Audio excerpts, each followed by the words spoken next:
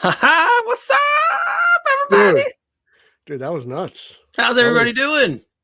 I'm doing good now. Whoa, that was a good show. That pilot was pretty damn good. It's a bird, it's a plane. No, it's Straight Outta Gotham Live. I am your host, Eric Holzman, with Peter Vera. We have a bunch of people coming on later. We'll get to them in a minute. Did you just rename the show?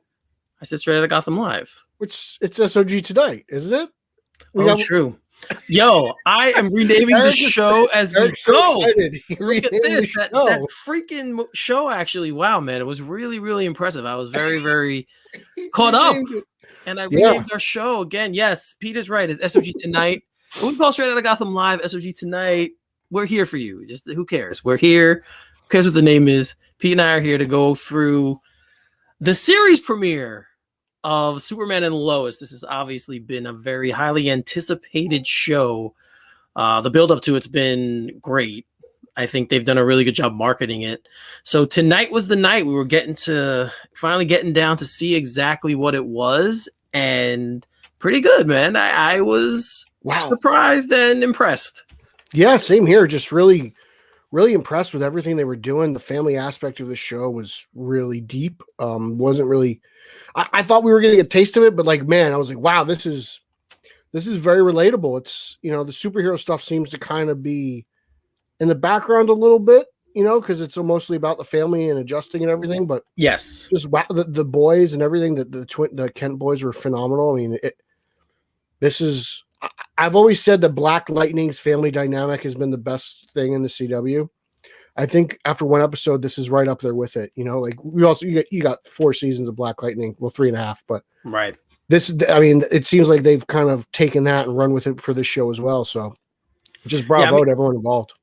Yeah. Obviously we're going to find out as the season goes on, just how well everything stays clicking. I thought for the premiere, what you want to do is bring people in, right, and get them to come back. And I think everyone could probably say they're going to continue to watch this. Obviously, we'll bring other people on in a little while, and we'll go. Dude, to get you on board with a CW show, that takes a lot. A new one, yes, a new one. I'm pumped. I have abandoned most of them. The only, like I've said in the past, I've stuck with Arrow through the end, but I have abandoned most of the other shows. But this one actually really brought me in now, so I'm going to be sticking with this at least for the time being. Yeah, this is good so far. It's not Batwoman.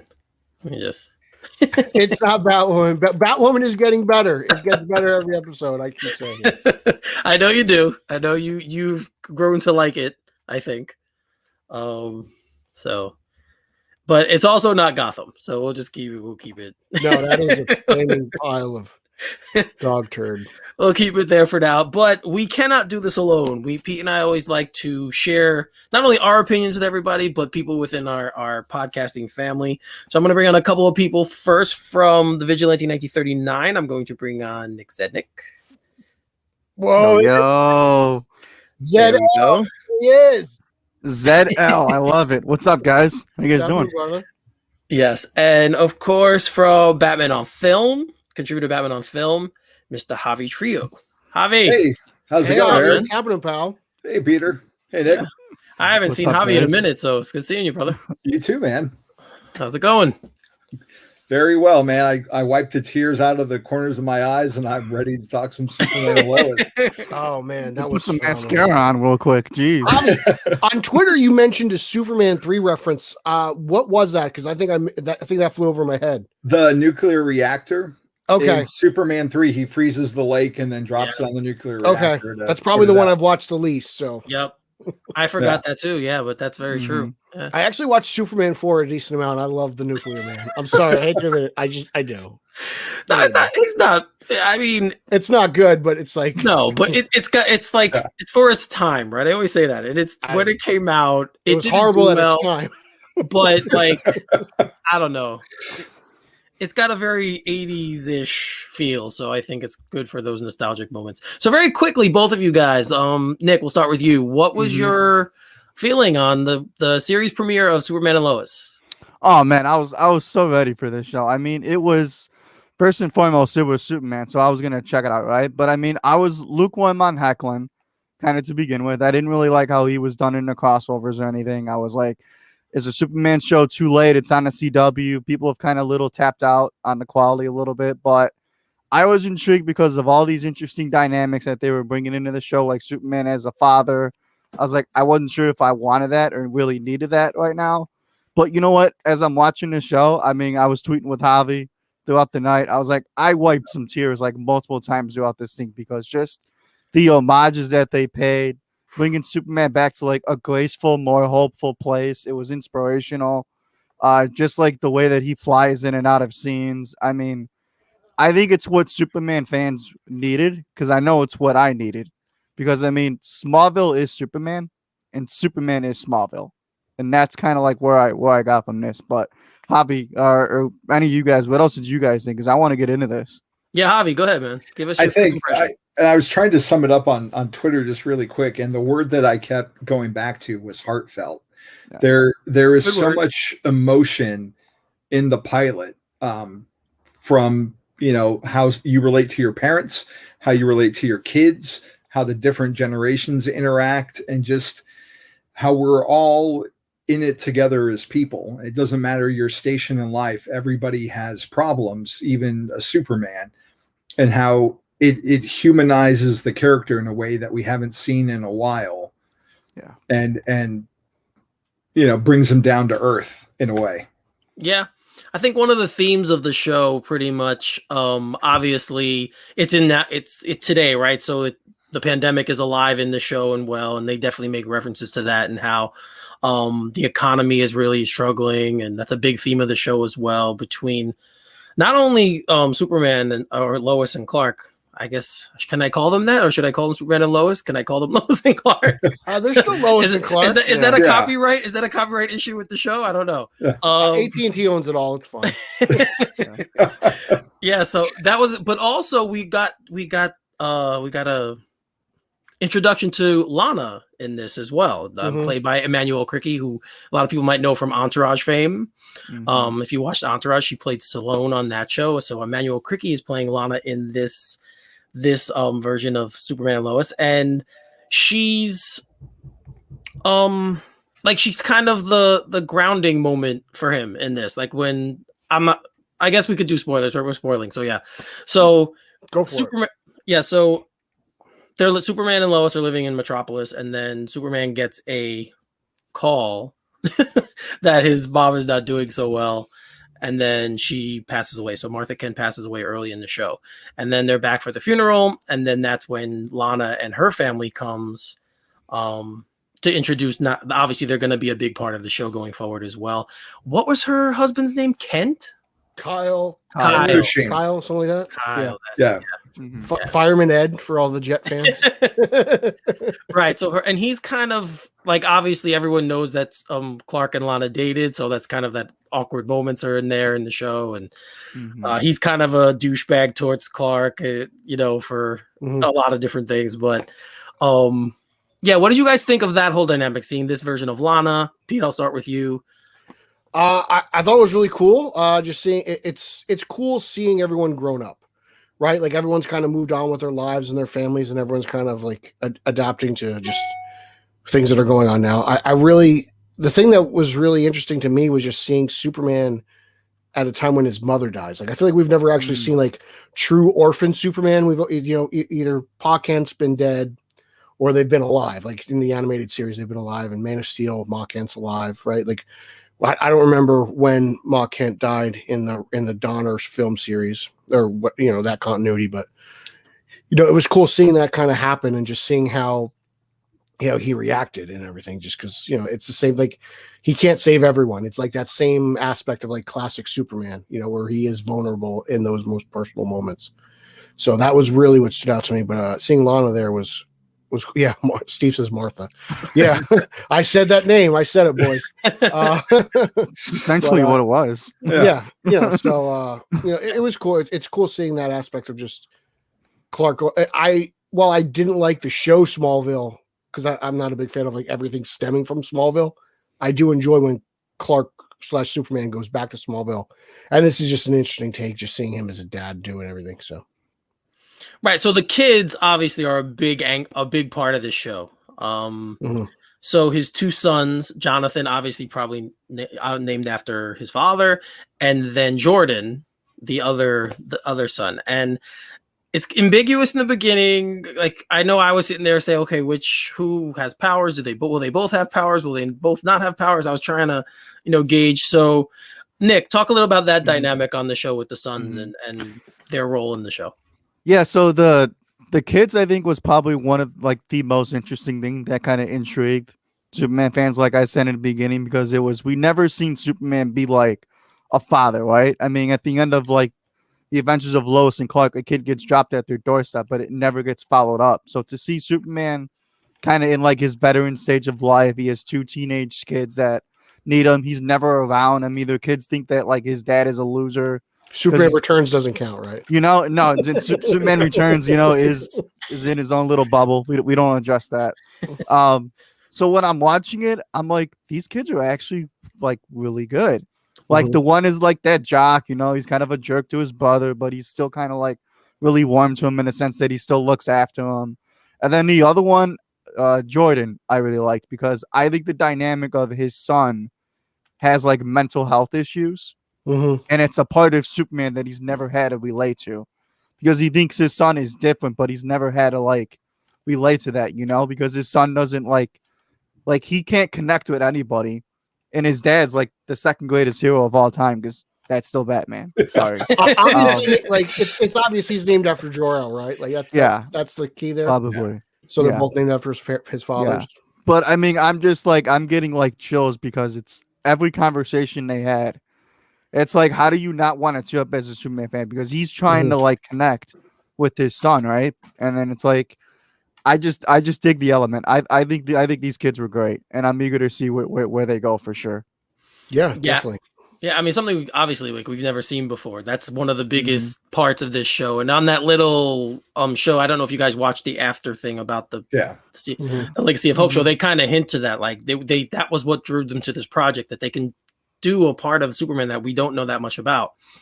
So I thought it was so accurate too, man. Like those kids at times, there's like, you're trying to, you could see Clark trying to relate to his sons, and you could see his kids are kind of dicks at some point, and it's like, oh yeah, I remember being a jerk to my parents at one point, and it was like, well, the kids should be nicer to Clark. So like it's I mean, it's just so well acted, it's so believable, and that's what really sold that for me. Like I was like, wow, these feel like real relationships. These feel like real problems.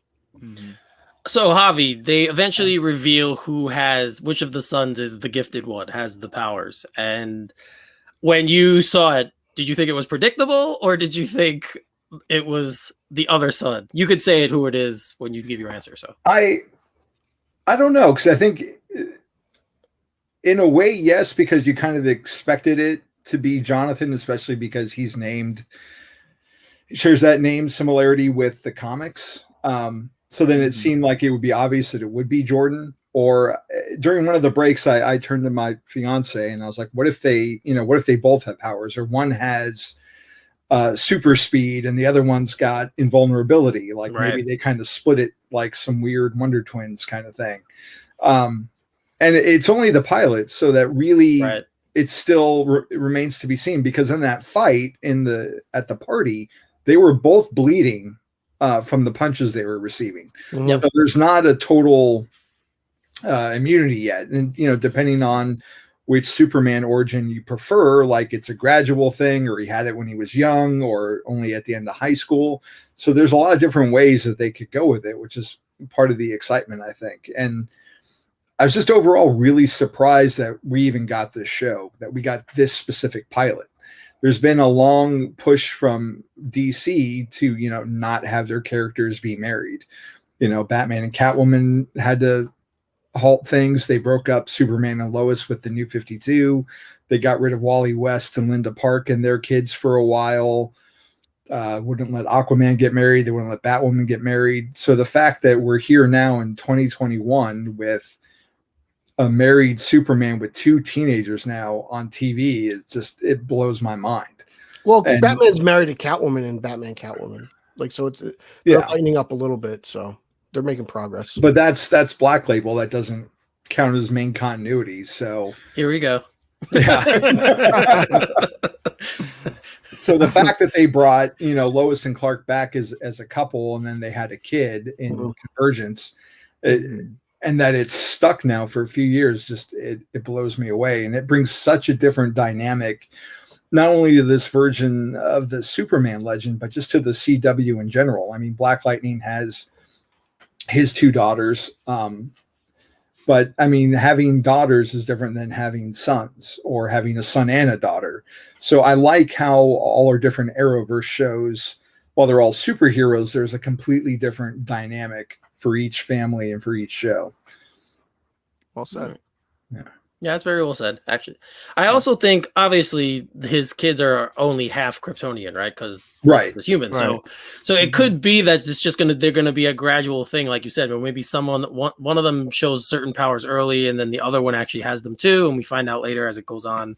I think they'll both get powers at some point. Yeah, I think that's gonna be like the Team Superman kind of going forward a little bit, which I think is gonna be would be super cool. I'm dying to see if one of them actually kind of gets dressed up like Superboy from the 90s, like with the leather jacket, and the other one kind of dresses Jonathan Kent style, just with a hoodie and some jeans. So I who knows, but that's probably I could season finale. I could see the Jonathan Kent of this show pulling off a Connor Kent look easily. Yeah. Oh yeah. Which is so weird that the kid named Jordan is playing Jonathan, and the kid who's playing Jordan looks like Jonathan from the comics. Yeah. Like, it's such a keeping us on our toes. Yeah. That's a good point. Yeah. Is that Justin? It's Let's Go, so it probably is. Yeah, no, and then another thing that I kind of really liked is that to kind of steal a line from like the Adventures of Lois and Clark, where he was like, Superman is what I can do, but Clark is who I am. Yes. I think that's what this show kind of really hammered as well, too, right? It's that like the world is always gonna need Superman, but my family needs Clark Kent. And that's another thing is, I think people just got to accept that this show is different, but it's still Superman doing Superman things, right? Like he's not overpowered. He's not undervalued. He's Superman. So, I mean, he's saving people. He's smiling. Like I said, he's just, like Javi said, he's brought down to earth, which I think is what we needed. So I'm going to defer to you guys on the villain, because I am not an avid comic reader, as I've said. So I'm not sure. Is this person that they're doing... Is it anyone that you guys know? When I first saw him, I was like, is that the Master Chief? Like, what is this suit? It doesn't look like the traditional Lexo suit. And at the end, they call him Luthor, and he doesn't look like John Cryer. So I'm like, Captain Luthor. Yeah, Captain Luthor. I was like, oh man, I don't know. Is this an Alexander Luthor from another timeline or something like that? Like, just I really have no idea where they're going with this. His official name is the Stranger. That's what they call him in the cast list. Interesting. So, I'm assuming that's who it is. That from the cast list, what I read, that's the Stranger. So, I had never heard of that villain before, but I thought maybe there's someone around there called the Stranger. First I thought maybe it was Conduit, since there was a Smallville connection.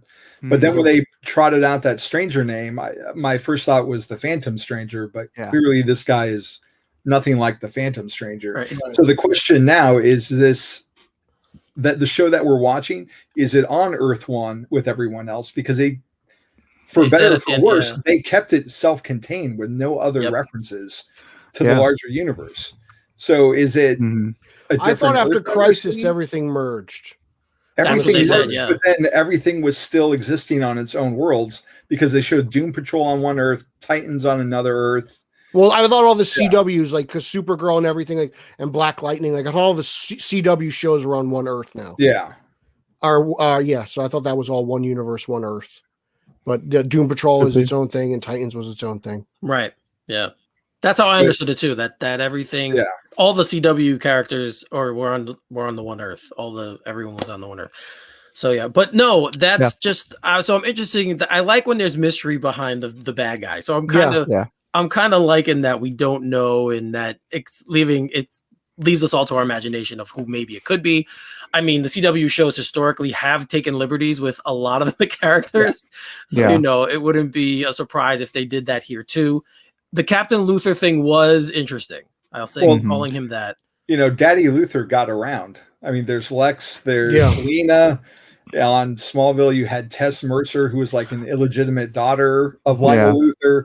So, I mean, the possibilities are endless at this point. I agree. I hope we see John Cryer again. I mean, I thought, yeah, me too. He's my favorite live action Lex. So I was like, wow, like I can't wait to see this guy, especially if this show just keeps it up. I mean, I thought the show was just so well written, so well acted. Yeah. I would love to see a guy as talented as Cryer just in this like in Smallville. I have no idea, because like they play up that conglomerate, like, you know, businessman angle with whoever this crazy tycoon is who's buying up places in Smallville and everything. Morgan Edge. Yeah. So like it's kind of already there, but it's not Lex, so it's kind of different. So I don't know if they're staying away from Cryer and saving him for Supergirl or whatnot. So yeah, I don't know. I'm hoping, obviously, this Morgan Edge person, as we saw in the show, he has a bigger hand in what's going on than they've told us, because he seems to be in control of everything. And I'm wondering if the villain knows him or is hired by him or something, like some kind of weird angle they're gonna throw with this guy there. So I'm looking forward to see how that specifically plays out in the future, because this this show really, really was surprising to me. Like I said, I have not been a huge fan of the CW in a while. Outside of Batwoman, you love Batwoman. No. And Supergirl. Eric loves Batwoman and Supergirl. I'd like to talk about like my favorite moment in the show. Go ahead. And it happens early on, and Zeddy knows what it is, but it's that Max Fleischer Superman. Yes. Scene. Like how I cannot believe they went that deep. That seeing that thing on the show was absolutely amazing. It was awesome. It came out of nowhere, because like first you're like, oh, he's got red trunks, okay, and then he turns around and you're like, oh wow, oh my god. And it was I thought it looked beautiful. It was lighter blue than the suit we see later on in the show, and I'm like, dude, you could totally pull this off in a movie, in a TV show. Like it was stunning, and I'm so happy they did it. I would love to see more like kind of like flashback scenes of Clark or Superman as he's doing things, like reminiscing, and they're different versions of the suit. Like I think that would be cool if they threw in like a Reeves one, or like, because the one he wears in most of the show feels very Man of Steel, very Cavill. Yeah, so it'd be cool to see. I don't know, something New 52, maybe armor related, but to see that Fleischer suit, man, that just got me right in the feels. I agree. That was. I said the same thing. I'm like, look at that. That was like, that was great. It was awesome. And then how he interacts with the kid, the kid's like, great suit. And he's like, thanks, my mom made it for me. Mom made it. And he flies away. I was like, that's so awesome. That is how you do a good cell phone scene. Just saying. Right? Yeah. I want to say that was a Lois and Clark reference. It might have been. My mom made it for me. I want to say that is. Yeah, that was. Oh, so any negatives you guys want to point out? Anything about the show you didn't like? Was there something maybe? The internet router. Why in the world is Martha Kent's internet router like in the most precarious position it could ever be in? Like, I don't know if that gives it like better signal to the whole farm because it's so high up, but like that logistically made no sense and felt like it was only there to create the danger. Because like, don't routers waves, like they have trouble going through walls, so you're supposed to put, like, why would you put it in a, and then it's got to put it in between walls and it's got to go through other walls. So it just seemed weird to me at first when I'm like, oh, he's gonna hit something and the spaceship's gonna that's up. What I was thinking. Like, I was like, there's no way that's the router. Why would the router be in the barn? It's just weird. And I was like, though. I was like, what is Martha like? Martha Kent doesn't look like she has an iPhone. She doesn't look like she has a laptop. It just seems weird. It was the weirdest thing in the show. I'll give it that. Yeah, that's a good call. I didn't even, when you said that, I'm like, yep, that's true. Why is it all the way up there? What is she? And then I'm like, well, Clark obviously put it there, but whatever, you know. But I mean, I have to reset my router like every couple of weeks, if not every week. So, yeah, like you're gonna put it that high up on that ladder. Yeah. Martha was gonna die from a fall. That's what was gonna happen. Yeah, and it wasn't like near anything. It was like on this post that you had to like kind of like sneak out on a ledge to. It wasn't like it was like on a table somewhere. It was funny. Are you? I guess the one thing that I would complain about is the fact that they found the ship so fast.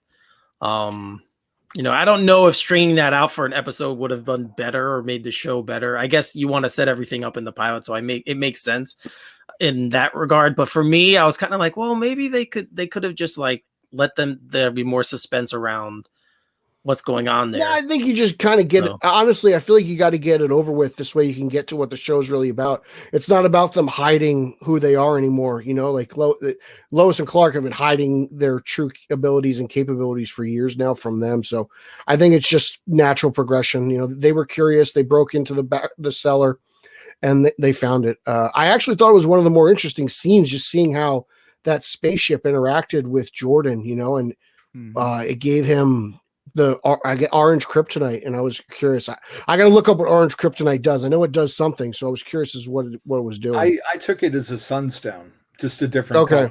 Okay. I mean, the way the ship was cool. That was cool. How what they did with it, and that part, it was cool. But yeah, I don't know. I think that's probably it for me. Obviously some of the dialogue, but that's just the CW. So I'm not. I know. There goes Eric. I know to expect. I know to expect that now. In the show, some of it I was kind of like, all right, come on, like. But still, overall, that was the only negative. You got Nick? Any negative for you?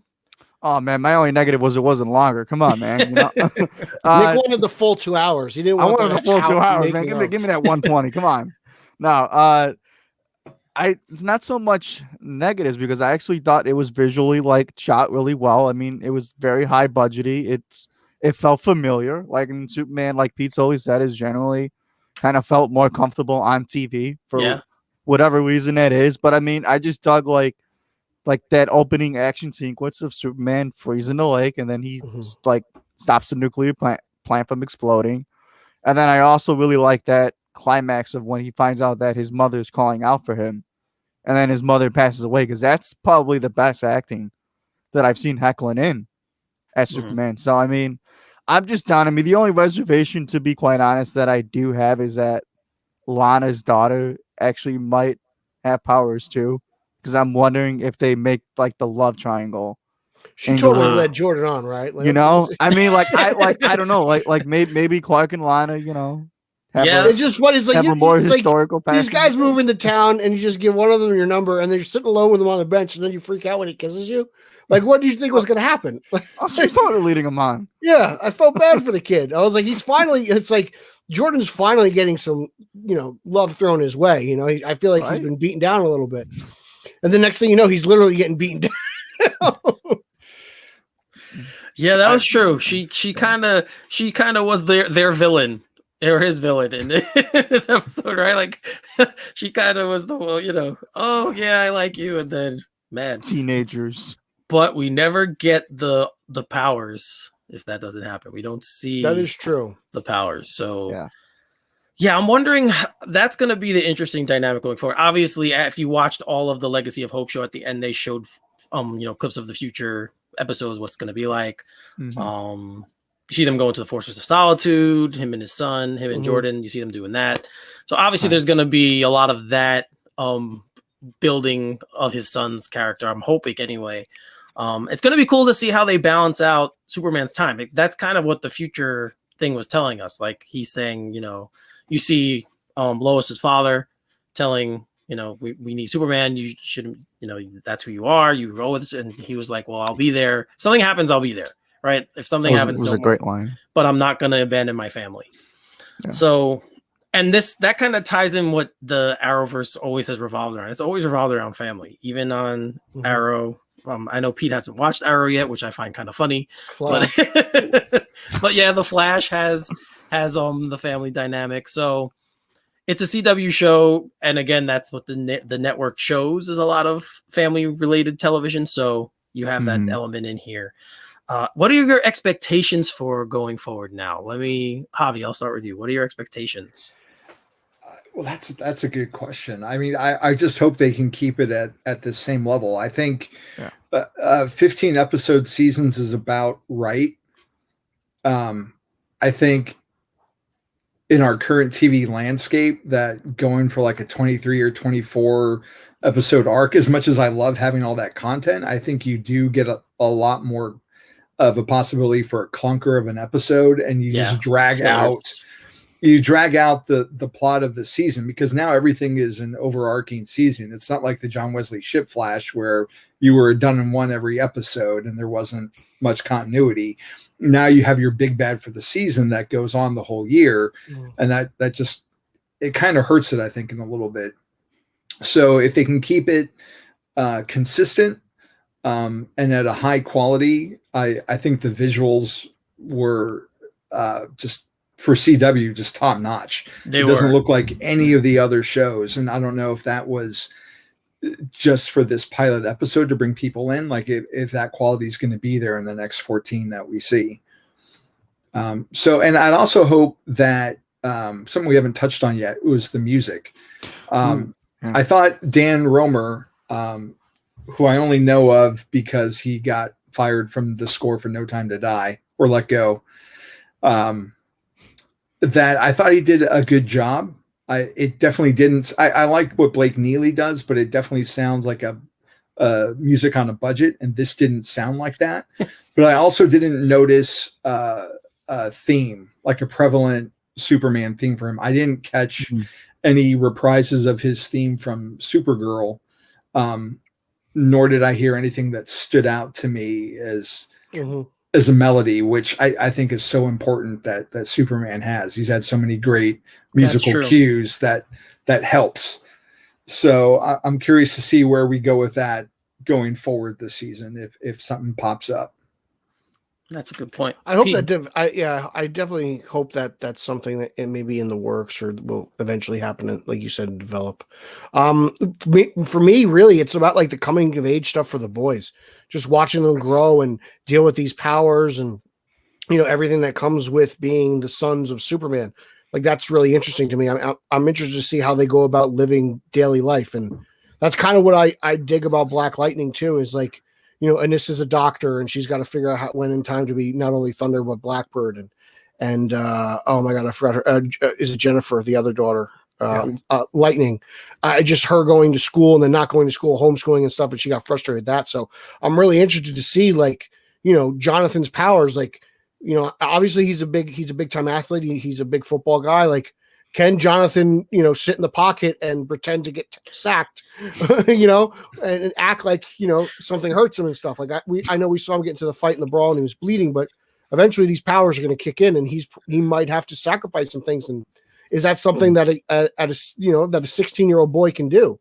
You know, there's those things like when you look at like Superman 78 and how Clark, you know, he got picked on for being the water boy, but he can kick the football in 3 different states. You know, it's and in the, you know, even in Man of Steel, and Man of Steel, when he's getting picked on and, you know, he bends the pipe and, you know, Jonathan's like, "Are you hurt?" And he goes, "You know, they can't hurt me." And he's like, "That's not what you meant." So like, those are the moments that I'm really looking forward to, and you could see that, you know, they kind of tease those things going forward, you know, and they touch on it. They touch on it on Smallville.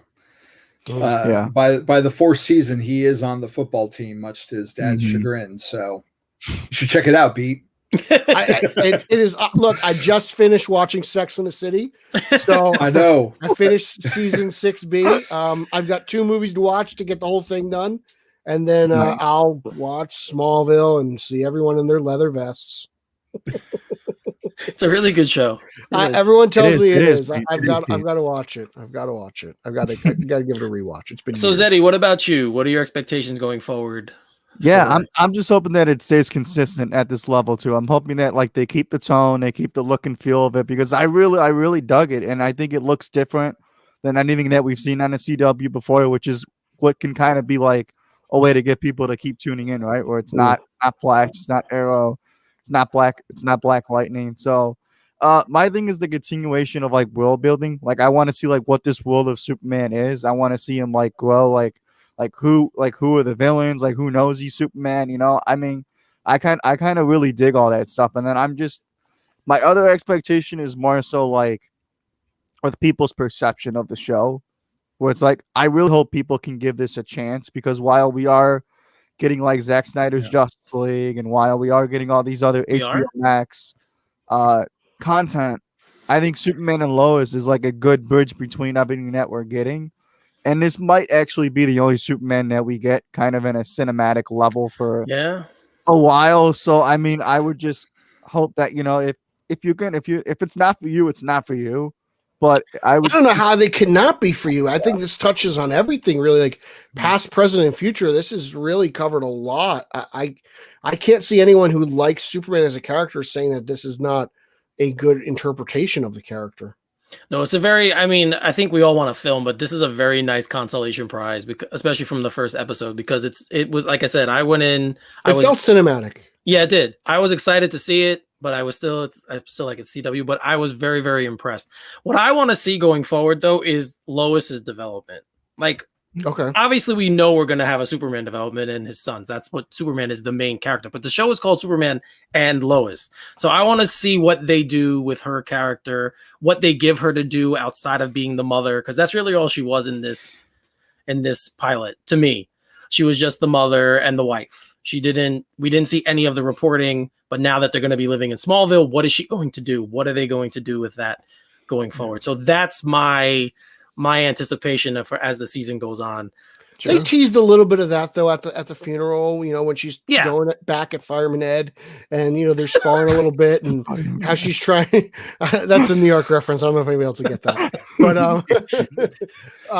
look it up. It's a Jets thing. It is. But you know, you can see it. She's feisty. She's fiery. Oh yeah, like you know, Lois is in control, and she's even at home though in the beginning, she's like, "Hey, look, you screwed up. You got to do this. Go talk to your kid." So you know, while she probably wasn't a central figure in this hour and a half, I thought she displayed a lot of typical Lois Lane traits, and I'm sure she'll be there in the future. But you know, I'm pumped to see more of it as well. I'm with you on that. Yeah, I mean, the tenets of the character were there. Like, it definitely was the strong woman that we've known Lois to be. I just didn't feel like, I feel like she was kind of like the one that would say, "Oh, look over there, you got to do that now.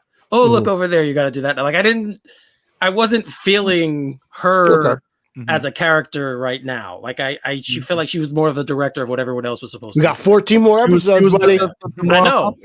I know. So it's really, really cool. Do you think? I know they said we probably weren't going to get a crossover this year. Would you guys like to see one? I mean, I'm always down for a crossover. Sure. Yeah. I can't imagine why I wouldn't. I would, you know, I would love to see Kara at some point meet her cousins and see them interact, and you know that would be cool if that's all we can get. And you know, I don't know, like. I don't need to see the Flash and Superman. If they can do like a true Superman Flash race, sure, but that's not like, you know, it doesn't. That box doesn't need to be checked off this year. If you want to save it for another season, that's totally fine. But I would like to see Kara somehow involved. Even Jimmy Olsen. I know Jimmy's big right now in Mortal Kombat and he's fighting Scorpion, but I'd love to see. Jimmy. He's resurrected as well. Welcome back. Yeah. So I'd love to see him at some point. And you know, obviously John Cryer's number one. If they're going to do it, I think he's got to be the more character. I think Kara needs to be there. I'm actually kind of surprised that I'm not caught up on the most recent season, but it's like, you know, her cousin's mom died. She didn't make it to the funeral. Yeah. So true. I mean, I'm sure there's some kind of national city emergency, right? Yeah. You know, so I'm sure Lane is planning some kind of Krypton bomb or something. But yeah, I'll give you that. It was a little weird. I mean, I think if it was a normal time and there was no virus, I think she would have been there. But I'm sure the quarantine's involved. I think they're filming their show or something like that. But I'm sure that's what was keeping that all up. Yeah. Sure. Yeah, I'd like to see some more of the characters, even if it's not a true crossover, but have some of them come on to Superman and Lois, you know, throughout the season. Kind of like how they did with Arrow and Flash in the beginning of that show, how they had both of them on similar episodes. Or obviously the Arrow's the only show then, so they really couldn't do anything else. But, you know, I liked having that dynamic of having the other heroes. Again, if they all are on the same Earth, like we were led to believe that they were, then they should all be able to get in touch or be around, you know, on the show. So, yeah, that's one thing I really found interesting was Sam Lane. You know, like usually I feel like Sam's anti-Superman. I feel like that's a secret they try to keep. I can't remember, maybe Javier Zetti, if Sam has been more Superman friendly in recent comics.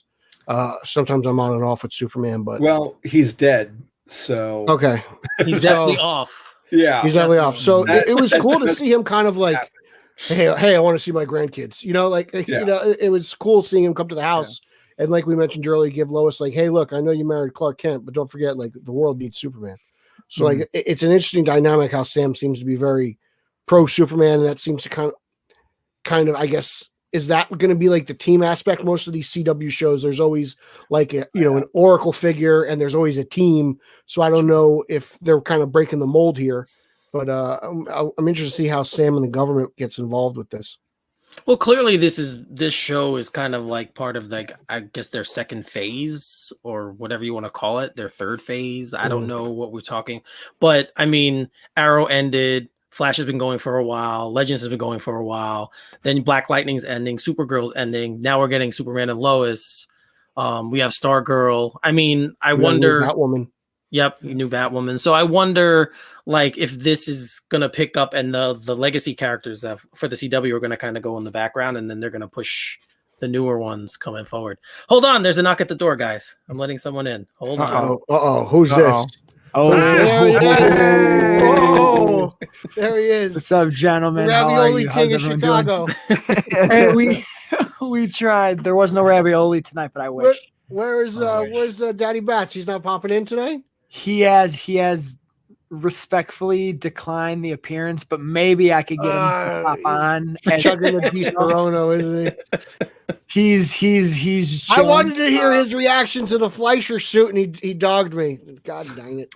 Oh, he'll let you know. Okay. I'll try to get him on for that. If not, you'll definitely be hearing from him on Twitter. And all right, buddy. So speak up. What did you think? Did you love it? What happened? Oh man, I'm jumping right in. So we actually just got done with it, like right before I came on. Because I worked later tonight, so I was a later start. Saw the reactions prior. I was pleasantly encouraged. I sat down, and right before it started, I was very hyped. Then I remembered this was a CW show and got nervous, as I always do. Very nervous. And I'm not going to lie. Shout out to that whole team. That thing was lovely. Good. Yeah. It was lovely. I almost wish we weren't getting anything else, because this was about as good of a start as you can have. True. And how my brain works is my expectations now for it going forward is for every episode to be like this one. I hope so. So if it can do that, it'll be fine. I would like to formally request that the writers and creators of everyone who is in charge of Tyler Hoechlin's Superman prior to this be either fired or exiled from the creative world forever, because this man in this episode was so good. Why was he not like this every other time I saw him? My God, he has my respect. He has my hype. I am now a fan. I was not a fan of him as Superman at all until right now. What turned you off originally? Yeah. Originally I didn't like how. Now I love Melissa Benoist's Supergirl. As do I, yeah. I think you can build up a character. I think you can build up a character on your own without needing to underwrite the people around you. And for me, every appearance he had outside of his very first one, he's like kind of a goof. And in my opinion, and then in Crisis, when he's like the seventh guy in line, I get all these other heroes were established prior, but to bring in Superman and to have more focus be put on Ralph, I get it. The Ralph stuff was awesome. But they were trying to make the Hoechlin like the Superman of this world, and he literally did not ever feel like it till today, in my opinion. So that's my 2 cents on the matter for him. It was the writing around him and what they were having him do. Like, he's getting turned small. In one of the Crisis episodes, he's the one who's like stumbling around.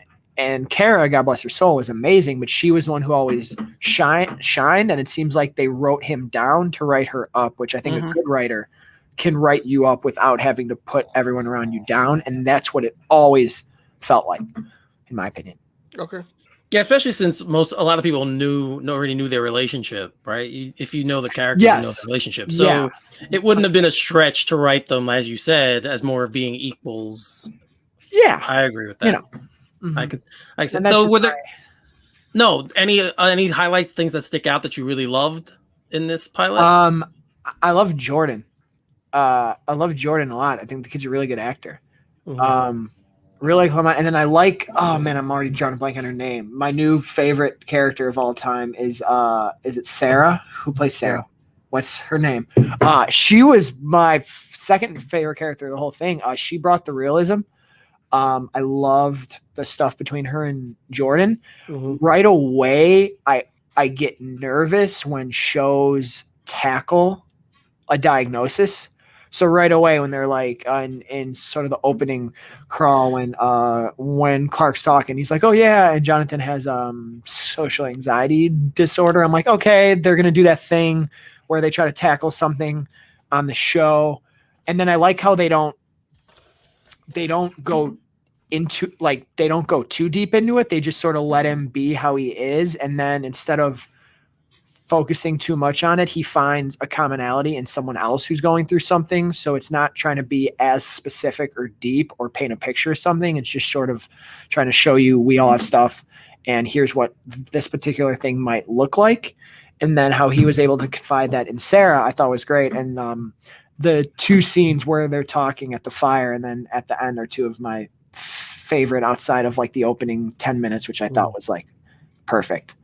Man, I just want to party in Smallville. Like, I thought that was fun. Well, that looked fire quarry. I mean, that looked legit. Yeah, man. I was like, you guys just need a grill and you're all set. Screw Metropolis. I'm in. Yeah, I'm down for a country party. Go cow tipping afterwards. Oh boy. Oh heck yeah! And the last thing we'll say is I am so happy for Superman fans, because I think you all got rewarded very well. I'm not a big Superman guy. I love him, but not to the scale of, I think, you four and other people we know in the community. And I'm so happy that Zednik gets to review this show, because he's going to do a hell of a job. Oh, Zeddy's writing the reviews? For the Let's Go podcast. There we Absolutely. Go.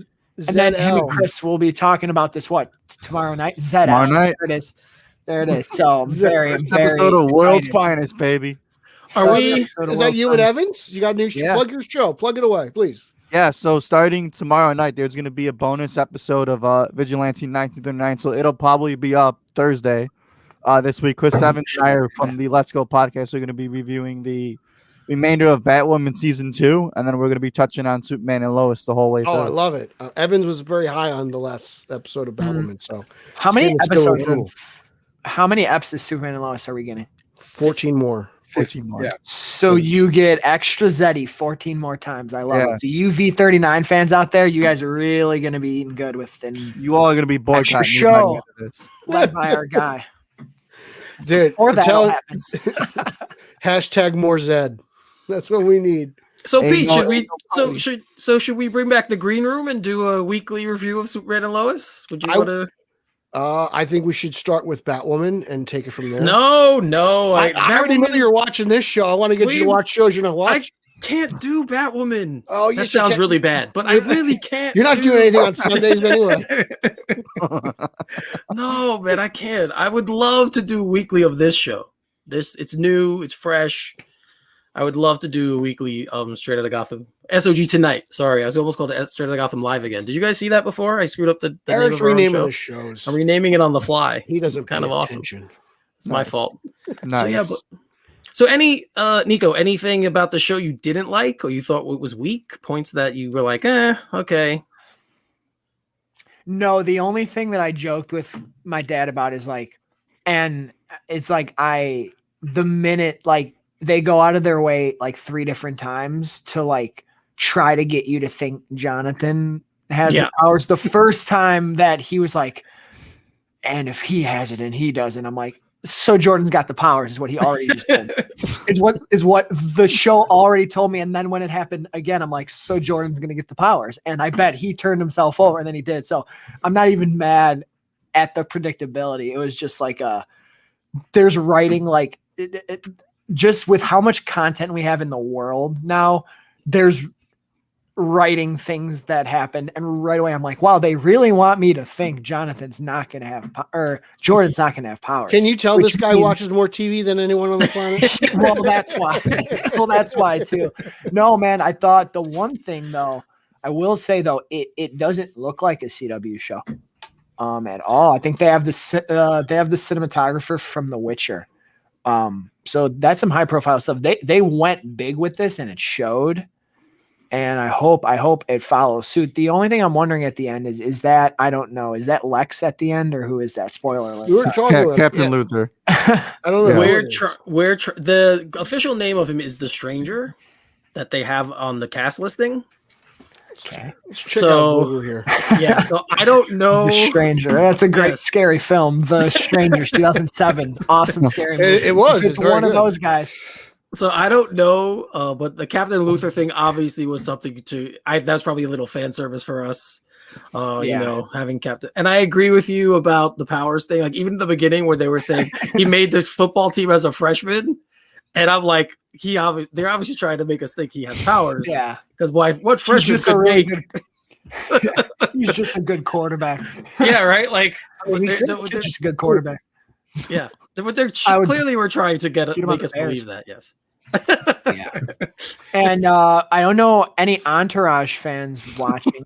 We brought this up. Yes. Shout out to Emmanuel Shriekwee, the first love of my life and the only love of my life. So I was happy to see her. That's not true. I was happy to see That's her. not true. He's lying on air. He's lying right now. Where's the calendar? Where's the calendar? Where's the calendar? Can I play? Should I? I mean, is this if 3 other people say otherwise? World Girls.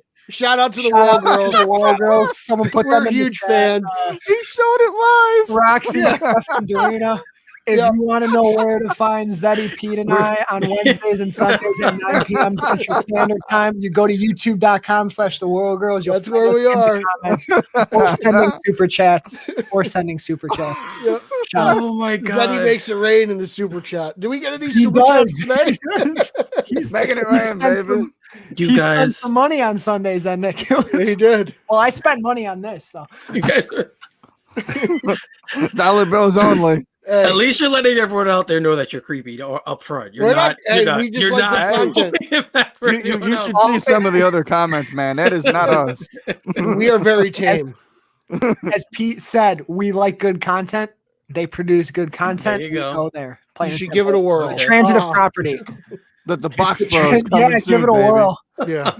Well, that's inappropriate, Nick. We can't talk about that. Leave it to Zed, Nick. Yeah. It went over my head. I missed it. So I hope so. I hope to you now. So Daddy Bats brings up a good comment in the comment section. He says, "Where's Cavill? I bet this is what he wanted to do, right?" So it is what he wanted to do. There you go. So it's most likely, yeah. Yeah, we're getting maybe that's why they went. I do think that's why they went so big with this. I think they know the fans are disappointed there hasn't been any development with a movie. So they have this show and they're trying to make it as cinematic as possible. And they definitely accomplished that in episode 1. I think we've all kind of agreed with that they definitely did that in this episode. And hopefully the budget is still there for the rest of the season. That's always the question because you never know what happens. There could be a shoot going on and you have to do over and then, you have less money. So, there's so many things that could happen during the process of a season. But what if Hoagland Superman is the big cameo at the end of the Snyder Cut?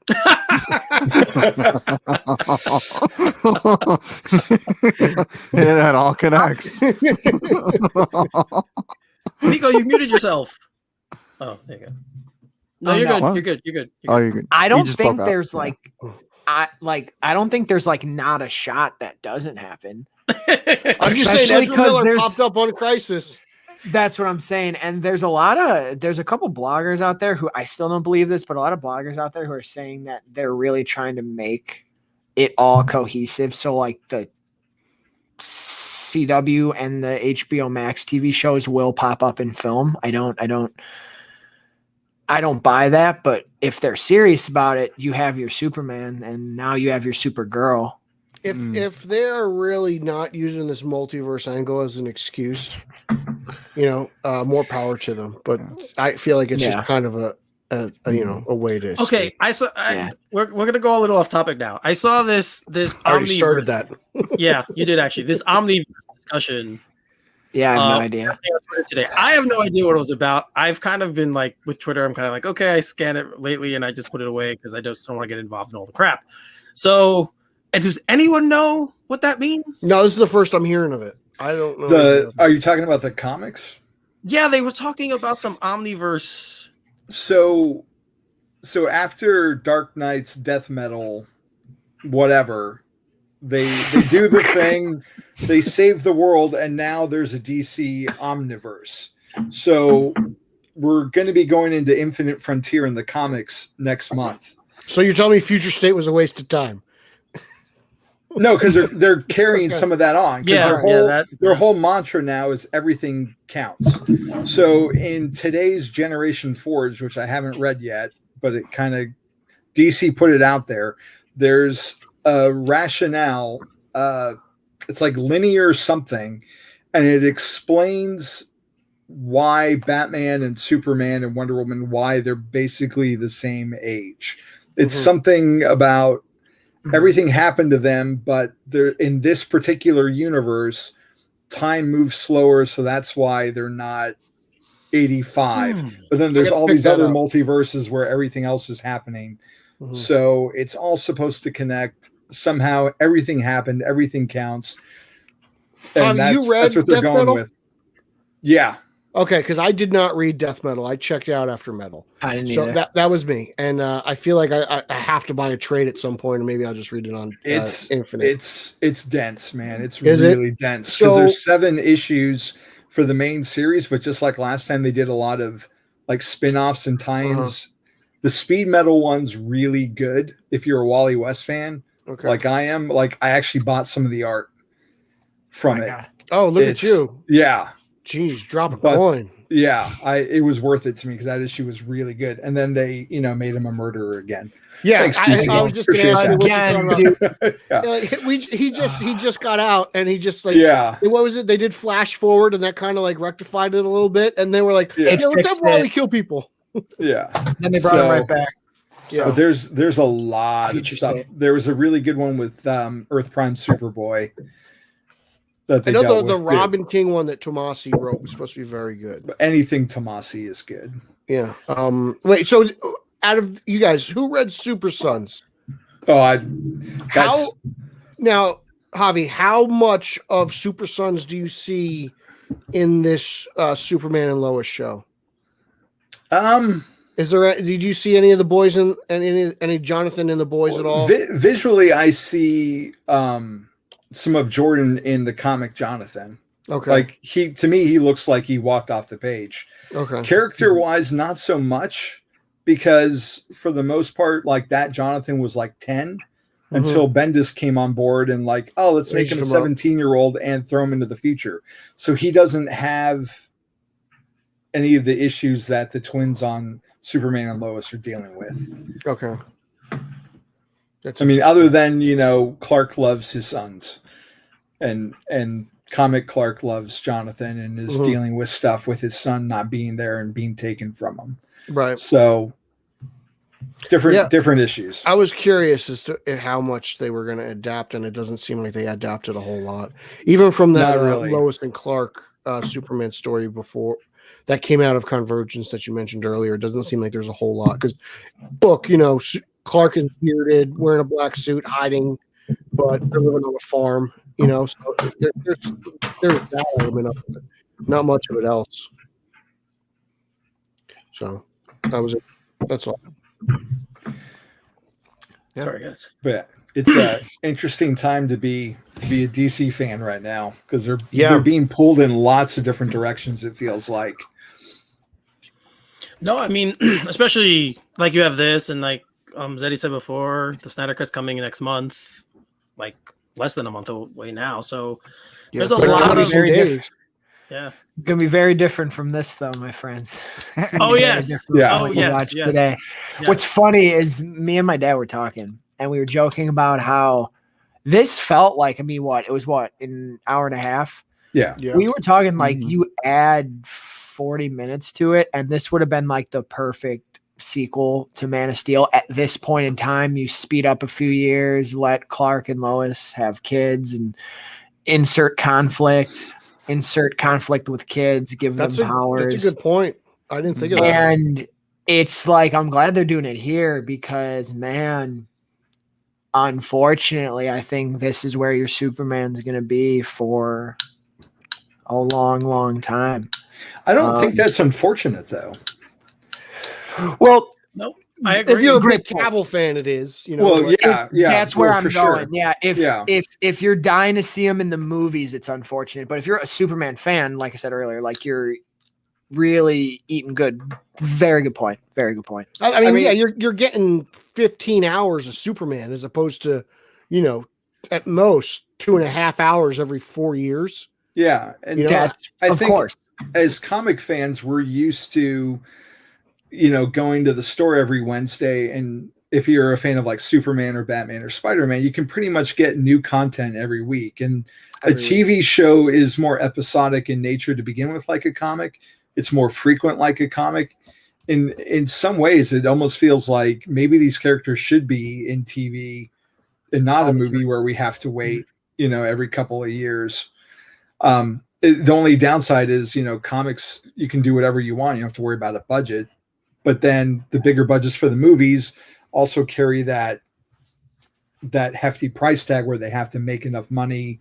The whole financial side of it. So maybe in some respects, TV is a better medium for these characters than film. As much as I love going to these movies and seeing them multiple times as big as possible. Well, that was always the thought process in the past. Like, it's only been since I know Blade kind of set off what we have now, but that was always, when I was growing up, it was always the thought that, you can't make superhero movies. Like we had Superman. Funny enough, Superman, when I was growing up, was the movie that we had, and now no one could seem to make a Superman movie, one that people like.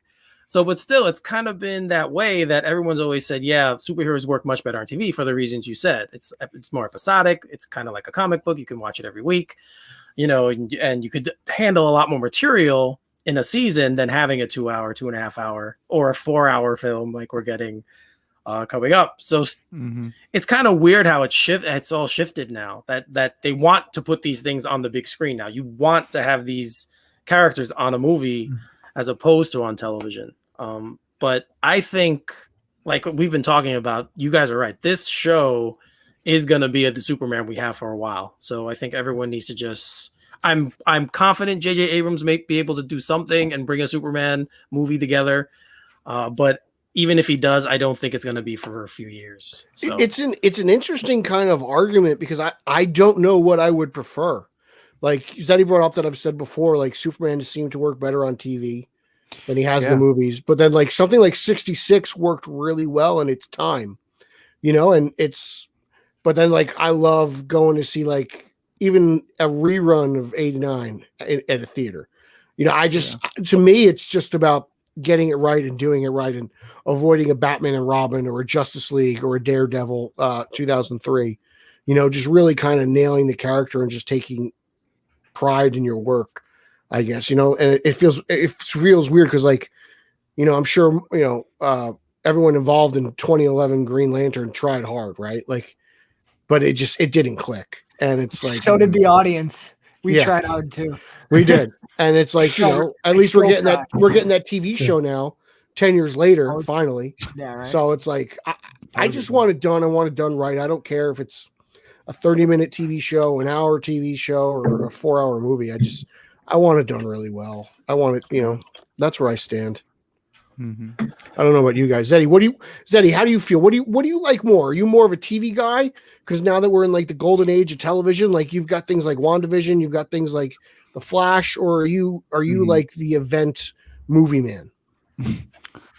I mean, I'm a little bit of both, kind of in a sense too, right? Like I think certain characters I want on the big screen, and then I think certain characters are okay on television. But I think like the point you made of like WandaVision, I think right now is like that gold standard right now. Like WandaVision and Mandalorian, I think are like the two kind of gold standards right now on how to tell like really good stories in an episodic format, keeps the hype going, and it's good because that's the main thing that it's been able to do is they've been good, so people have been coming back for it. Yeah. And kind of like that episodic point that we were talking about earlier is I think why Superman works so well on TV is because nobody complains about it. Everybody seems to love it, in a sense. Like there's been people like even like Nico hated heckling Superman, yet he came on this same show and he said that he loved the premiere of this episode.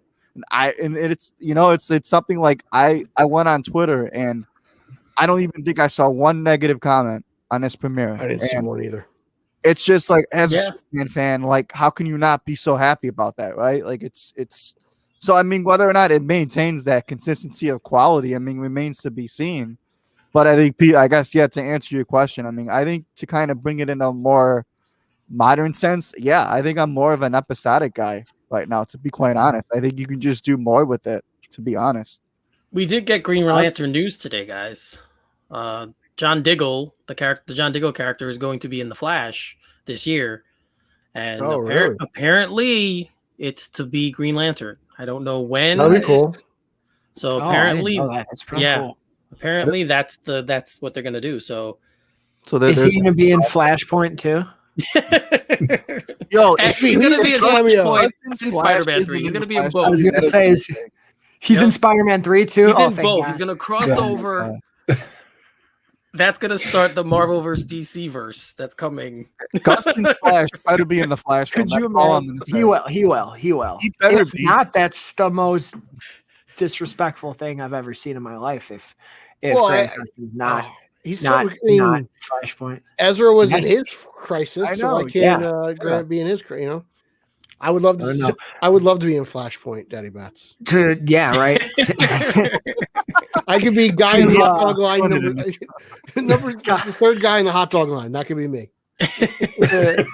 Hey, everyone is in this movie. To go back to the point about the preference between film and episodic TV, I think it's wherever the best story lies. But the funny thing is, I think it's all about who you get to tell the stories, and it's unfortunate because we're going to be hopefully having a great time for 14 more weeks with this show. Had the people doing the show been back in 2012, 2013, we might have gotten a glorious trilogy of this whole story by now. But they, the way they went with it, I personally enjoy. But look at the reaction to this Superman as opposed to Henry Cavill's. I know Cavill's got fans out there, but to the mainstream, I think this is something more appealing. Is this mainstream though? Like, is the quote unquote general audience tuning in to this Superman and Lois TV show? Like, is it getting as much PR as a Superman movie would? I think there's a difference there. A lot of people watch TV, they'll binge stuff, so maybe not now, but when the show ends, I know a lot of people who watch The Flash who don't even like comic books. It's just like a fun show because it's easy to digest. You could sort of turn it on. I think this show will have a really nice life, especially after it's all said and done, whether it goes. And aren't they trying to get it on HBO Max? Yeah. Isn't that like a thing? Well, I think that's why some of the special effects are so good. I think HBO Max put some money into this. Yeah, so I think this will touch the mainstream if it's good. Like I said, because I don't think people are going to see Superman in film for the next few years, so they're going to come here. I think, and I think obviously it's going to be on. No disrespect, people like us to keep talking about it if it remains good. Yeah. Just keep putting it out there. Like, no, guys, this is worthy of your time. Like, this is because, like you said, there's a lot of people who are very iffy on CW shows. Nico, you're one of them. You don't particularly think they're that well done. I wasn't always. But you gotta watch Black Lightning, bro. I've soured on them as I've gotten older. Like, I still loved Arrow. I watched Arrow beginning to end. That was the one show I didn't stop. But Flash, I checked out. Legends of Tomorrow, I checked out. Like, I just stopped watching them because they got very soap opera-ish to me. So I just stopped. I didn't continue. But there are people who only, like you said, only watch CW shows, and their only reference for these characters are on CW. So they don't have anything to compare it to. But I think Superman, because he's such a big character and he's so well known that it might draw more mainstream audience people to watch it just because it is a Superman show. No, I agree with you. I mean, I remember a lot of people, growing up who watched Lois and Clark not because they're comic book fans, but it was just it was a good show. And who didn't love? I mean, Terry Hatcher and Dean Cain were names, and it's again like it's Superman helped out. It's always opposite. What is Eddie doing? What is he doing? He's pointing to Lois and Clark. Oh, that's what he's trying to do. It's always opposite hand. Like, he did the wrong hand. He did the wrong hand thing, which I always do when I try to plug. He looks like a third base coach. But yeah, no, I think as long as it's good, like you said, and the name Superman helps, and I just know a ton of people who still watch Lois and Clark because it's like, oh yeah, I remember that show. It was a good show. I just finished it with my kids finally. You did? Yeah. What did they think of it? Overall, they really liked it. We started a couple of years ago. I can't tell time anymore in the pandemic. Maybe it was 3 years ago, and I only have them half the time, so it took us a while to find time to sit and watch, but we'd watched a couple episodes. They got to meet Dean Cain at a con, and they were invested. That's cool. And then we got to season 4, and then it was a little rough, but and then it ended the way it did, and they're like, what happens next? I'm like, nothing. It's over. That's it. So but he's always had successful television runs. And now we're watching Smallville. I'm watching Smallville with my son because he's in high school. So good. So we watched season 1 during his freshman year, and now he's a sophomore, and we're on season 2. And he got to meet the whole gang at our last con last year. You got to meet Ryan and Rosenbaum and so cool. Kristen Kruk and Erica Durant's. Not Allison. John Glover. He's also the Flash. No, that's awesome. I've generally heard that they are the nicest people. Oh, dude, so I'm honestly cool. that makes me happy. I mean, that's I saw that from when I was in kindergarten until my sophomore year of high school. So that's why I love Superman so much. Is I grew up with that, So I mean, that's awesome though, Javi. Yeah. Tom gave my son some high school advice, which was really cool. Interesting. And I mean, it was a really special con that we had. It's awesome, Javi. Yeah, he seemed like a cool dude.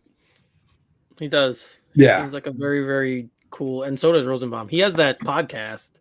Yes, right? It does. It's an excellent podcast. I haven't listened to it, but I probably should. I mean, it's not as good as Straight Outta Gotham, but it's pretty good. Nothing is, but I mean, it's probably. I don't know. Those vigilante guys are pretty good too. I like the vigilantes. They're good dudes. They're good. Those guys are posers. Those guys are posers on the dude. That Nico guy's never seen an action figure in his life.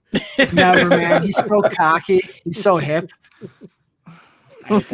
He slaps. Oh man, he slaps. Here we go. Damn right, Nico Caruso slaps. You hear me? First from Holzman. That's Zeddy talk. I don't even know what that is. That's a different language. Might as well be Kryptonian. That is lit, yo. That's their talk. I don't know. Talk. I like having younger friends. They keep me up to date on what's happening. Right. Let me know exactly the words. Eric Holzman slap, yo. Yeah. The other day, you guys brought up yeet, and I was like, I know what that is because my daughter has a thing on her laptop. It says yeet or be yeeted, and she had to explain it to me. So when you boys talked about it the other episode, I'm like, I know. Javi's my new guy. Yeah, because he knows what yeet is. That's right. Yeet. Oh man, yeet. I like that grows fungus that grows on you. That's what it's I'm old. I don't know what that means. I'm old. It's it. You're all young people. Stop it. I know we're bouncing around here, but because I didn't watch, like I said, I didn't see all of Hecklin's appearances, but man, I love this Lois. Man, she's awesome. What's her name? Elizabeth Tulloch? Something like that. Man, dude, she's awesome. She's really cool. I very much like her character. And her she's fiery and feisty, and she's really her chops. Yeah, she's good in the role, man. Yeah. Eric was talking. He wants to see more from her, especially that was his one Yeah. One thing he got from the premiere that he needed more of. Kind of a director in this episode. Like she was kind of the compass that would say, "Okay, point this." I feel like that's what her mother does. She's like, "I'm going to tell you what. Yeah, like you do this now. Go." Yeah, but we know her as a reporter, so I want to see that. I hope they do that. Yeah, but now we get to see her as a mother, so it's different. It's a different role. Which is different again, which is another reason why I like the show, because it's different, right? I mean, we've seen her as a reporter like before. I mean, I'm at like this point as like a fan right now where like I want something new, something fresh, something different, right? Like, I mean, obviously, like there's things in a Superman movie or show that I still need to like see, which is I'm glad they hit on. Like the action looks great, he looks great in the suit. But I mean, this whole like father son dynamic. Yeah, he does. Sure. You know, he's Superman, of course. Oh, did you see the ode to Zach with the slow motion when he broke through the wall? Oh, see, they're even. There was a lot of odes to Zach. Was there when the world or the country doesn't accept him for what he is? Is that going to happen in here too? No, I think is Batman going to try to kill him? Yeah. Now, who knows? Dude, we don't know where Bruce Wayne is in this universe. No, it's I'm still shocked about that. That one's going to try. I'm still shocked that they won't just put him in there. Like, why does Titans get to use them and they don't? Well, why haven't they used them? I think things changed when Ruby Rose left, so they had to change things up a little bit. But they used Hush, and Hush was wearing Bruce Wayne's face, so like we know what Bruce Wayne looks like. You know, there's been a portrayal. So that guy's gonna have to be him. Like I guess. I mean, bring him in. We'll see. Yeah, we will see. He looked like Bruce Wayne. Oh well. What's the new Batwoman's name? Ryan Wilder. Ryan Wilder. Ryan Wilder. Okay. Ryan Lauer. Sounds so much it's so close to Lauer, man. Wild, I guess. Oh my god, that's awesome. I don't know that show, man. I'm sorry. Stop. Just watch it. What else are you doing on Sunday? There's no football. So, what else do you do like Sunday before you go to sleep? Just watch. There's life. You can go out and live and do things. What are you doing Sunday at 8 o'clock? Starting to reopen the world again, and right Sunday night. I want to dip my toe back in the world. I don't want to be. You've been dipping your toe back in the world. You go out more than anybody. That's true. I do go out. You're constantly at a bar. That's true. Straight out of Gotham therapy session. All right, buddy. He's secretly watching the World Girls at 9 p.m. That's what he's doing. I know that there's not another computer screen over it right there. He's probably got it on playback right now. I can see the reflection in your glasses, Eric. He's a patron. I mean, just be happy he's not right now. That's true. You go to the bar, you have him turn on Batwoman, have him put the captions on so you can see what's going on, and then you can kill two birds with one stone. They would laugh at me, but they probably would understand. So I don't think there's going to be many people at that bar anyway. So you'll be fine. Well, I mean, a lot of the people that are there know I have this show, and so they know things I'm into. So if I said that to them, the bartenders would be like, "Really?" But they put it on. Football, like most sports are done by the time Batwoman's on, unless you're watching, I don't know, West Coast baseball. Oh yes, Daddy Bats, I do have 8 million stories, and one day we'll all share a pint. I share them every intro to Straight Outta Gotham. Yeah. Yes. No, Pete, and they're all real. They're all Pete just relives. He tested Verdi's collarbone once. It's going to be 8 million stories for why the South Side of Chicago is going to be on the up and up again this year, baby. We'll be riding, baby. LaRusse got the boys running wild this year, baby. This kid's unbelievable. October 2021. I can't wait. The Yankees are going down. You Cubbies are rebuilding. All right, bring on the Mets and Dodgers. Let's roll, baby. All right, get out of here. I love all you guys, though. It's all love. Don't worry. He's really confident right now. Yeah, man. He's been on a roll. How are the Blackhawks doing? Oh, they won today. They won the shootout. Incredible. They're in first place. That's bad. But I'll tell you who's an all-star. Zach LaVine's an all-star. Shout out to those Chicago Bulls. They're 14-16. They're grinding into that 8th seed in the East. Saw that.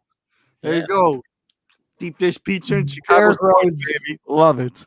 The 2011, the 2012, that was the most heartbreak I've ever felt was when he went down. Because you knew that it was never going to be the same. That whole arena was changing. Dude. Right now. You're up by 22 in the fourth quarter with 2 minutes left, and he's still driving. Yep, that's a terrible coach. I'm upset now. I'm not a fan of our Knicks coach, even though I'm glad they're playing well. You don't like Thibodeau? I forgot he's the Knicks coach. No, he practically tried to kill Jimmy Butler when he was here. He's playing him 42 minutes a game. He's doing it to Randall now. Randall averages. I know. Yeah, he's trying to kill him. Yeah. He's going all Kevin Costner, that's for sure. Javi, I'm sorry if we're boring you now. It's all good, brothers. So, we tangent on the show, so yeah. So, did you guys talk about Supergirl on your guys' show, Eric and Pete? Yeah, I tried. Eric doesn't. No, I said stripper. No, Sasha Kaye's one. Sasha. Oh no, that's on this week. If I can book Eric for a show this week, I'd love to talk about it. Okay. It's not the right. I don't know. Just we were on the topic of Superman. I don't know. Well, I'm doing tomorrow. We're doing the Batman Book Club on Thursday. Oh, cool. So we're doing. I'm doing a social hour with the cowboy himself tomorrow too. See, so we were just both busy. I know. That stuff's going on. I'm just so eager to hear your thoughts. That's why I'm, my bad. Do you want us to talk about it now, or do you want us? Your show, brother. I'm just here. This is a super hour or super hour and a half. I said a lot about it on Twitter because I was talking to Carlos, I think it was. We were talking about it when all the pushback came when she was first cast. And I'm like, there was pushback? All the push. Are you being serious, Pete? Are you just That's why I got off. Are you being Pete? I want to enjoy the moment. Complaining about this woman being cast as Supergirl? Yeah. Yes, they were. Yeah. First, well, here. I'll break down what I will break down how the pushback started. And if you listen to this week's episode of V39, it's the first time I go off on a certain someone without saying a name. Listen, this happens and it's the greatest thing in the world, right? Watching someone realize their life changed forever was one of the coolest things I've seen all year, maybe in the last couple of years. It was amazing. It was a beautiful moment. You have all these other stars and actresses singing praises. Then you got the people to be expected complaining about what she is and how she's not blonde. I get that. I mean, I don't get it, but I knew that was coming. That was to be expected. That's not what I'm talking about. Then a certain someone decides to go on Twitter and demand Walter Hamada apologize again. And then you got all the zaddies coming out saying it's a great casting, but we can't get too excited because Ray got cut out of the movie and this doesn't mean anything, blah, blah, blah. So that's when I got mad because not only I knew the racist and the fans demanding she be a white blonde girl with blue eyes. I knew that was coming. I didn't know that there was going to be an actor and other people coming out try to deter from the news and undercut it. That's what frustrated me the most. I've been pretty in the middle. I've tried to stay in the middle, but when I saw that, I said, I don't even care if that wasn't your intention to do. You don't tweet that an hour after this happens. That was really dumb. And all those people who were like, yeah, listen, I don't give a damn if he's not in the movie. She is, and Supergirl is, and that's freaking awesome going forward. Not only for what it means for the character, but what it means for her and what it means for, human representation on screen going forward. I hope she makes 8 movies. I hope she's in the role for 30 years. I can't wait. And I hope she's on the big screen before Cavill is again. You heard me say it. Now, more than ever, on purpose. Glasses drop. Yeah, the other glasses drop. Man, when she pour one out. I can picture of Sir L, like mid 2000s Supergirl, who was supposedly Superman's daughter or whatever, like that with the black suit and the red S. Like I was like, okay, cool. I'm all down for new interpretations. If she's got blonde hair, I don't care. Melissa Benoist she's not the blondest blonde in the world. I mean, I'm just well, and we don't even know what Supergirl she is. This is Flashpoint. She could be 2012.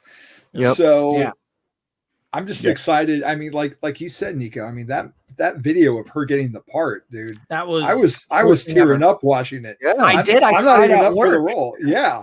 Yeah, it was so moving that it was. I couldn't help but be happy for her that she gets to have this happen for her. I mean, similar. Like, look what something similar did to Gal Gadot. It changed her entire life. You know, it's a life changing event. Like this. If your films are successful, and even for someone like Cavill, whose movies aren't as successful, like him being Superman is life changing. You know. Even George Clooney said being Batman changed his life. It changed his career, and he's in a horrible Batman movie.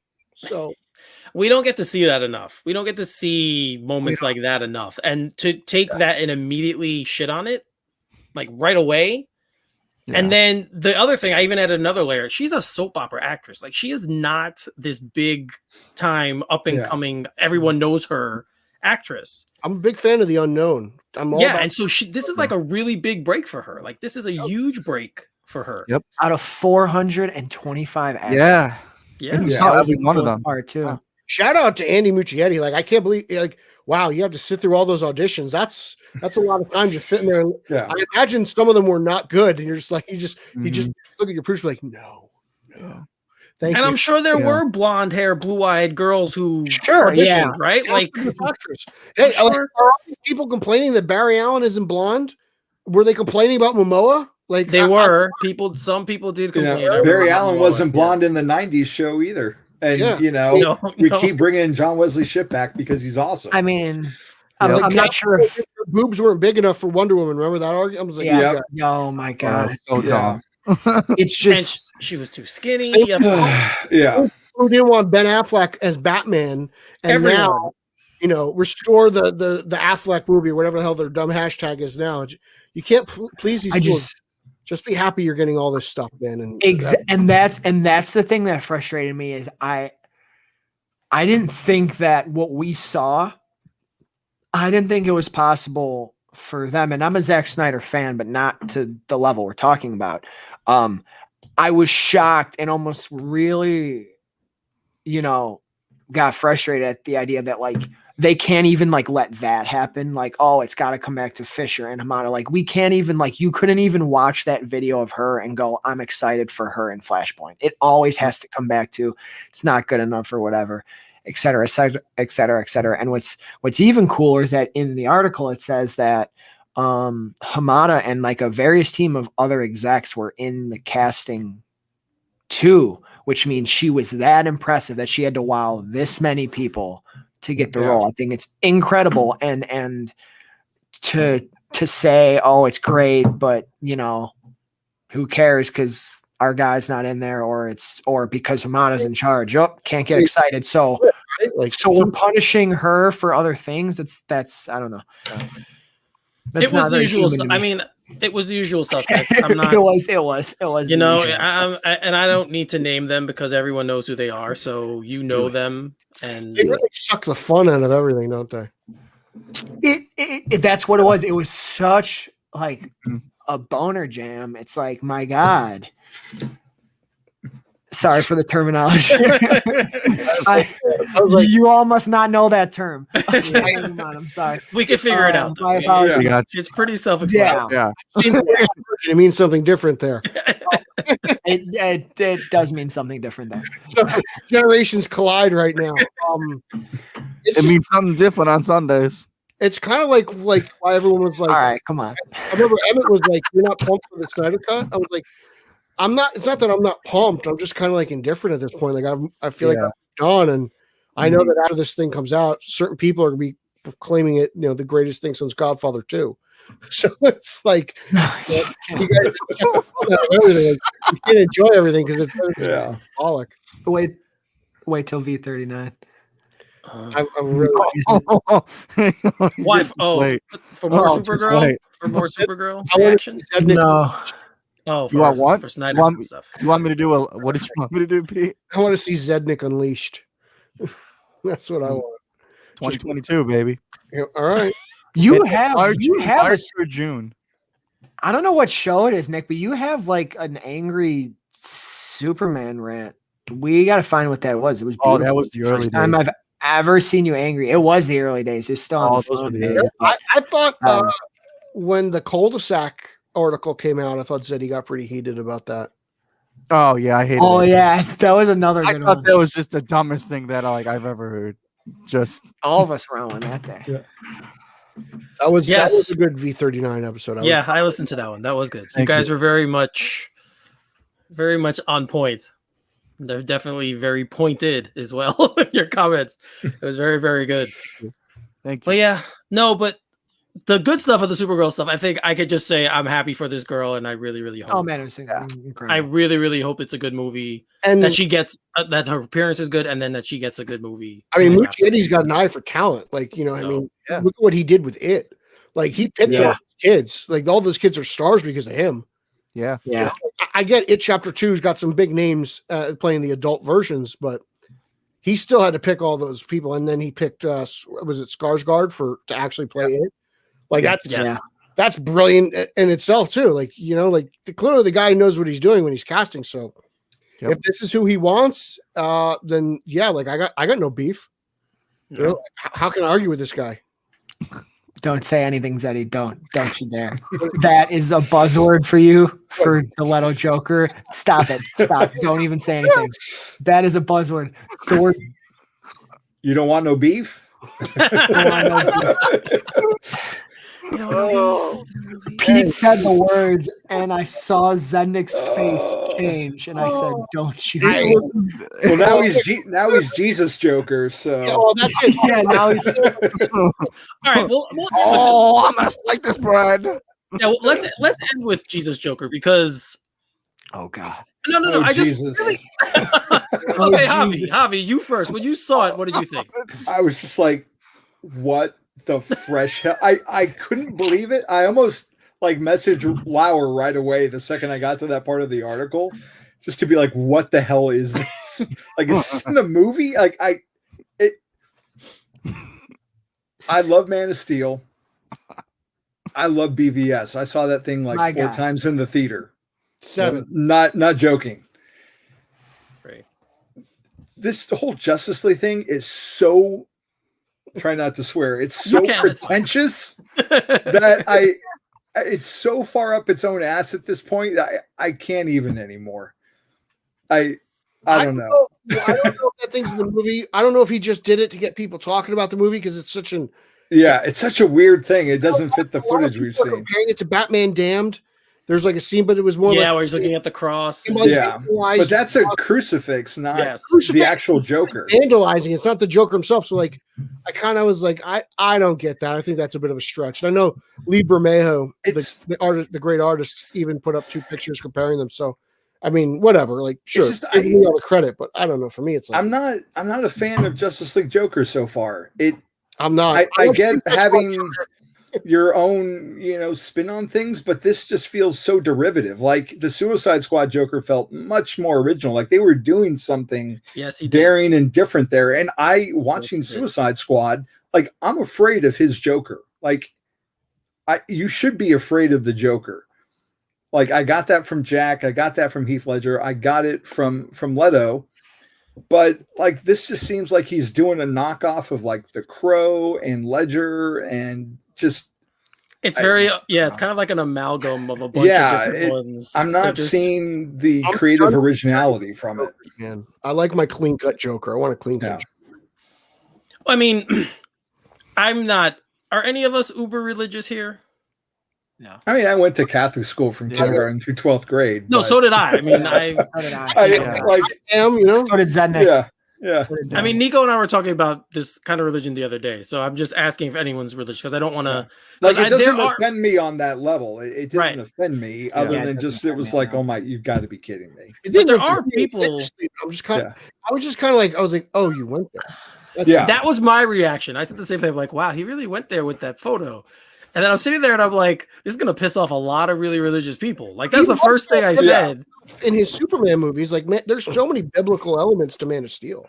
Every Superman pose where he goes like this or where he's flying, that's basically the red cape and the cross over his shoulder. All right. So, Nico, the picture. What did you. Joker Christ, as everyone's calling him. I was gonna try to go last because and listen to everything I have to say because I'm pretty sure I have a differing opinion on it than I think pretty much everyone in this community. So let me walk you through though my reaction to it. So I wake up and I see it, right? And I was still in bed and I was scrolling and I see it. And I'm not gonna lie to you guys. I just started laughing for two reasons. I go, this mother effer Zach again. He does something crazy. And then I go, I can't wait to see all my guys get mad on Twitter today. Boy, did some of you, not on this, but no. And I'm saying like in the best way, like I'm not laughing at your expense. I just knew I was going to go on Twitter and there was going to be the discourse, right? And boy, no one disappointed. I love you all. Dude, no one disappointed. I love you all. Snyder can blow his nose and not use a Kleenex and people get offended. You know, I honestly have the people who loved it. You have the people who hated it. And I just went, oh, it's 9:45 a.m. and we're going already. Like I'm not even in the shower yet, and people are at each other's throats. So, like, can you believe Pat breakfast sandwich in tinfoil and not plastic wrap? What's wrong with him? Like, no matter what. My dad, we just start laughing when I saw Daddy Bass was in the kitchen because we're like, "What is today gonna hold? What is the discourse?" Here's my thing. So the image itself is very strange. It is. I didn't see it and go, that's cool or anything. I saw it and like I said, I laughed. I said, Zach, this screams, just like Javi said, it screams the pretentious Zack Snyder. He went for something here. But, and I don't know if I told you this, Eric, in our conversation or not. I'm immediately interested though at context, almost an excited level of interest because I find it so interesting how historically and contemporary, how people use religion, primarily the idea of Christ. So you look at, I'm going to use the best examples I could use because I can't think of history right now, but you get a movie like Seven, right? Where Kevin Spacey's character, he believes killing people who embody the 7 deadly sins is the work of a prophet, is something good.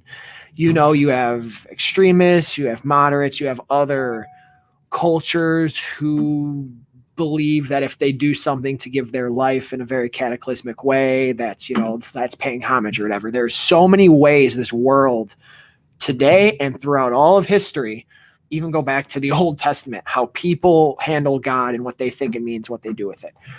So I immediately get interested and I think about the Joker and what he is. And this is why I sometimes like what Snyder does. Then I see like the Affleck, Amy Adams love thing and I go, that's stupid. Because I go, the Joker is the clown prince of crime, the clown prince of chaos, right? He's Batman's opposite. Is it in this world he hates that it's not him and that it's Darkseid? Does he hate that there was a worse thing out there that's controlling the world and he's flipped and in some ways he's trying to be a savior? Or is he so happy that he predicted this end of the world and it's the world he wants and he was doing it first? He was doing it before Darkseid and he's Christ. Or does he know that Batman's going to come to him and it's like a joke, like, you need me, I'm going to be your Christ or whatever? It's so psychotic, it's almost interesting. So that's a cool take. That I see it. I see it and I go, that's weird. And then I go, man, it could kind of be cool with how deep it is. And I hope I remember all this. If I don't on the show on V39 with Zach, yeah, I do. I think it's one of those two because even his quote at the end, I think he's trying to throw a shot at Batman where he goes, honor is a distant memory. I think he's trying to throw a shot like he's almost. Well, I killed your Robin. Now you're teaming up with me, you know? that or the fact that he's trying to say, like, I know how in this world you use guns, where's your honor? Like, so it's gone. So ours is gone, yours is gone. So what are really you now? And I go back to the Variety article, where they say one of the scenes between them is going to be like them analyzing each other in this new world. And I think the Joker somehow tying it back to Jesus is wild. It's interesting. It could be really interesting. It could be. But I get the image itself is very disturbingly weird. Right. Out of context, like you say, out of context, if you don't think of anything, it's just a very strange image to put in that kind of an article. I don't. And then I think, just like Pete said, man, I'm like, I bet Zach said you have to put this one in the article. Also, if you look at the other pictures in the article, like you've got Ray Fisher in his pajamas just hanging out in the corner, Ben Affleck's just sitting and posing. Like, are any of these still photos going to be in the movie? Did he just put them in there because like that's what people want to see? And he, like, oh, this will get them talking. Like, I got 20 days before the movie, so I don't know what he's thinking. If it's not in the movie, I'll be mad because then it'll mean that Zack Snyder he assembled a crown of thorns, put it on Leto's Joker, took the picture, and then put it in an article. That to me is weirder than what it could mean in the movie. Like, if that was just a promo piece, I would go, Zach, no idea what you did with that. Yeah, I'm sure it does have some what you did with that. I'm sure when we see it, hoping, there better be some crazy thing, because if it was just for that Vanity Fair article, I'm gonna be like, Zach, that was silly then, because you wanted to get half of Twitter upset and half of it thrilled, and you did, but we knew that was gonna happen anyway. I checked the photo credit right now. It says credit by Zack Snyder to the photo, because all those photos in the article, it says like Clay Enos or Zack Snyder. So he took that picture. That was his intent for something. Zenny, what do you think about the picture? Just really quick, just give us your. It's just interesting. I mean, again, I have like no clue like what I think it can mean, but I think Nico's definitely onto something with what he said, and I kind of think that's why I want to leave it, to be honest. I mean, everything that he's doing here is just wild. I mean, Joker's apparently the key to everything now, so we'll see what role he has, honestly. But yeah. Pete, any closing thoughts? I can't wait to see this movie. I cannot wait. I'm tired of talking about it. I just want to see the damn thing, and then I'll talk about the movie itself. I'm tired.